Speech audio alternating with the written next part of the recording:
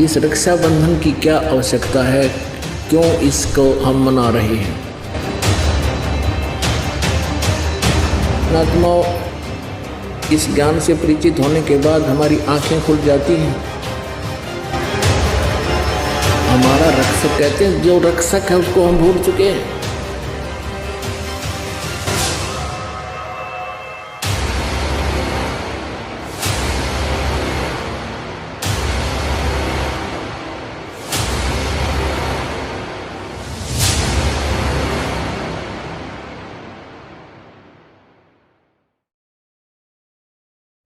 तो परमेश्वर कबीर साहब जी ने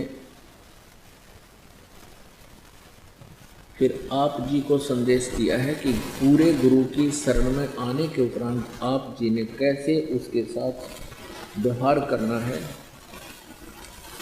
और पूरे गुरु की क्या महिमा है, कितनी वैल्यू होती है। पुण्यात्माओं, परमात्मा को पाने में ये जो हमारी रीति रिवाज हैं ये भी बाधक हैं। परमेश्वर ने कहा है कि मन कर धीर बांध ले रे बौरे और छोड़ दे न पछलों की रीत। अब जैसे कल या आज जैसे भी राखी का त्योहार था, रक्षाबंधन का त्योहार था, इस रक्षाबंधन की क्या आवश्यकता है, क्यों इसको हम मना रहे हैं। ये काल के चलाए हुए अपने इस टाइम पास करने की खातिर, टाइम वेस्ट करने के लिए और हमें पीड़ित रखने के लिए एक ये रीति बना रखी है। पुण्यात्माओं, इस ज्ञान से परिचित होने के बाद हमारी आंखें खुल जाती हैं और जो समझदार बच्चे हैं वो इस बात को स्वीकार कर लेते हैं कि संत जो कहते हैं परमेश्वर का आदेश होता है, तो फिर वो स्वीकार कर लेते हैं, फिर वो समाज की नहीं मानते। एक बहन ने बताया कि जी उपदेश लेने से पहले मैं राखी बांधने के लिए अपने भाई के वहां घर गई। वही रक्षाबंधन का दिन भाई की इंतजार कर रही थी। दुर्घटना के अंदर भाई की मृत्यु होगी, उसका शव आया, टक्कर मार मार कर रो रही थी। अब रक्षाबंधन की का उद्देश्य क्या है कि भाई राखी इसलिए बांधते हैं कि वो हमारी रक्षा करेगा। और भाई की रक्षा कौन करेगा?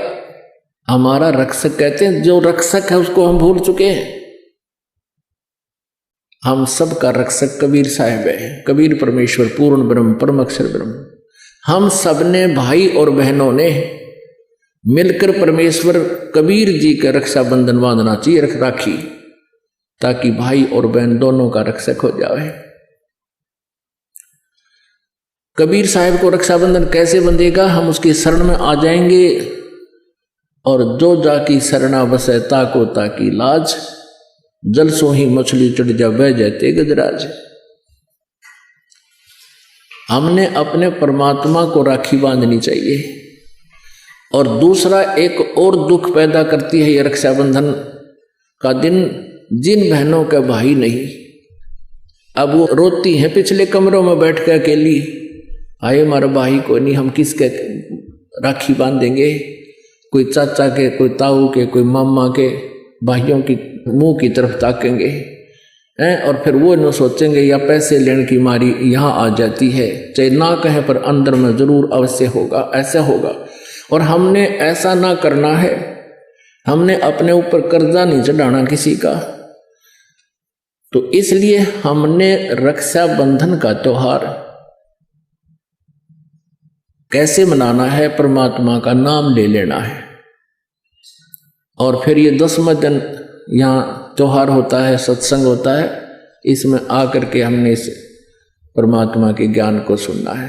तो ये इस तरह की जो रीति रिवाजें हैं ये हमें पीड़ित करने के लिए है, हमारे को एक दूसरे से दूर करने वाली है। अब रिवाजें बन गई हैं कि बहन राखी बांधना आवेगी, उसको कुछ देना पड़ेगा, एक मजबूरी सी बन गई। तो ये भी हमारे नाते में दरार पैदा करती है। तो पुण्यात्माओं, जिन्होंने परमात्मा पाना है तो परमेश्वर के विधान को अपनाना ही पड़ेगा।